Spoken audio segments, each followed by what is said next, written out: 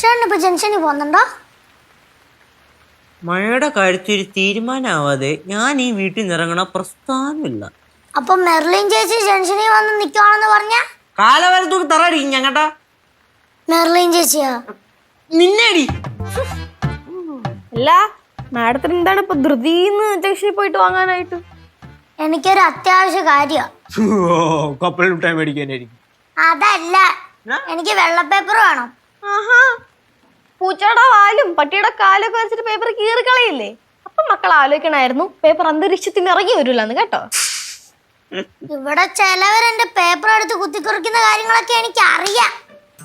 നിന്റെ പേപ്പർ ആരെടുക്കാൻ? മനുഷ്യനായിട്ടുള്ളായിരുന്നു നിന്റെ പേപ്പർ എന്തായാലും എടുക്കൂല. അജാതി കീറിലല്ലേ കീറുക. അമ്മോ കേസു ഇത് കൊഞ്ചം പാറേണ്ടാ. നെറ്റ് വർക്ക് ആഹല. നെറ്റ് വർക്ക് ആഹല വേണ്ടായിരിക്കും ഇപ്പൊ, അല്ലെങ്കിൽ പിന്നെ വേറെ എന്തെങ്കിലും. എന്നടാ നെറ്റ് ഓൺ ചെയ്യാതെ ഇന്നേ വരെ ഒരു ഫോണിൽ നെറ്റ് കിട്ടിയ ചരിത്രമില്ല. டேய் யார் ஆஃப் பண்ணாங்க? എനിക്കറിഞ്ഞൂടാ.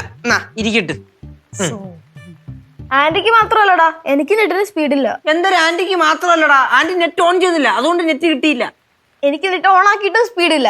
മഴ പെയ്യുന്ന കാരണമായിരിക്കും. സ്വാഭാവികം, റേഞ്ച് എങ്ങനെ പോയാലും പ്രശ്നം വരും. ശിവ, ഓ ഇപ്പൊ നമ്മള് പടവലത്ത് പോയായിരുന്നെങ്കിൽ പൊളിച്ചേനെ. ആട്ടിലൊക്കെ വെള്ളമൊക്കെ ഇങ്ങനെ കവിഞ്ഞിന് വീഴുമായിരുന്നു. ചേട്ടാ, ചേട്ടന്റെ തലയെ പോലെ അവൾ നിറച്ച് ചെളിയായിരിക്കും. കൊള്ളൂല ഏട്ടാ, നല്ല ബോറ് ചളി മാറും. ഏഷേ നീ കേക്ക്, നമ്മൾ പടവലത്ത് വീടിന്റെ 2ാമത്തെ നിലയിൽ കയറിയിരിക്കുമ്പോഴേ ഇങ്ങനെ പുറത്തോട്ട് നോക്കുമ്പോഴത്തേക്കും ജനലിൽ കൂടെ ഇങ്ങനെ ചിന്നിച്ചാറി മഴ പെയ്യുന്നതും നല്ല കാറ്റില് മരങ്ങളൊക്കെ ഇങ്ങനെ ആടി ഒലയുന്നതും ആറ്റില് മഴ പെയ്യുന്നതും ഇതൊന്നുമല്ല നമ്മുടെ വീടിനകത്തുള്ള ഇല്ലേ, അവിടെ മഴ പെയ്യണ കാണുന്ന എന്റെ കനകാന്റി അതൊരൊന്നൊന്നര കാഴ്ച. കനാൻഡിയുടെ മധുരയിലേ മഴ പെയ്യോ? പിന്നെ பாரு, மதுரையிலே ரொம்ப அழகா மழை பெய்யும். ஆனா நமக்கு வெளியில இறங்கவே முடியாது. நம்ம வெளியில இறங்கினா நனைஞ்சிடும். അവനെന്താ അതിന് കൊടയില്ലേ? கோடையெல்லாம் இருக்கு பாரு, ஆனா நனையோடா.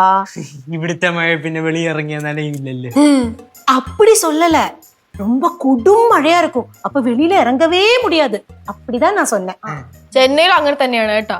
വെയിലെന്നൊക്കെ പറഞ്ഞാൽ ഉടുക്കത്തെ വെയിലാണ്, മനുഷ്യൻ കരിഞ്ഞു പോകും. എന്നാ ഒരു തുള്ളി മഴ പെയ്താ പിന്നെ അവിടെ വെള്ളപ്പൊക്കം പോലെ ഇപ്പോ. ഇടയ്ക്ക് പിന്നെ വെള്ളപ്പൊങ്ങില്ലേ? പിന്നെ ഹോസ്റ്റലൊക്കെ വെള്ളം കയറി. എന്താ ചർച്ച? ഒന്നുമില്ല, വെള്ളപ്പൊക്കം മഴ അതൊക്കെ തന്നെ. ഇവിടെയും മഴയും മീൻപിടുത്തമൊക്കെ തന്നെയാണോ ചർച്ച? മീൻപിടുത്തം വരെ എത്തിയിട്ടില്ല, ചെന്നൈയിലെ വെള്ളപ്പൊക്കം വരെ എത്തിയിട്ടുള്ളൂ. പിന്നെ ഈ മഴയത്ത് വേറെ എന്തിനെ പറ്റി സംസാരിക്കാനാ അമ്മൂമ്മ? ഇത്തിരി മഴയൊക്കെ കുറവുണ്ടല്ലോ. മുമ്പോയി നമുക്ക് നേരെ പടവലത്തോട്ട് വിട്ടാല, മഴ താകുമ്പോ പൊളിക്കും. പിന്നെ ഭയങ്കരമായിട്ട് അങ്ങ് പൊളിക്കും. എന്തുമാത്രം മരം അവിടെ ഒടിഞ്ഞു വീണ് കിടക്കുന്നറിയാവോ? ആ തൊഴുത്തിന്റെ മണ്ടയ്ക്ക് പ്ലാങ്കം പൊടിഞ്ഞു വീണിട്ട് മേക്കൂര മൊത്തം പോയെന്നാ ഉമേഷ് വിളിച്ചു പറഞ്ഞത്. അത് മാത്രോ, ആ അടുക്കള വാതുക്കലും പടിഞ്ഞാറ് വടക്കേ മൂലയ്ക്കും മൊത്തം ചോർച്ചയാന്നേ. അപ്പൊ ചേച്ചി, നടുമുറ്റത്ത് മാത്രമല്ല മഴ പെയ്തോണ്ടിരിക്കുന്നേ, അവിടെ വീട് മൊത്തം മഴയാ.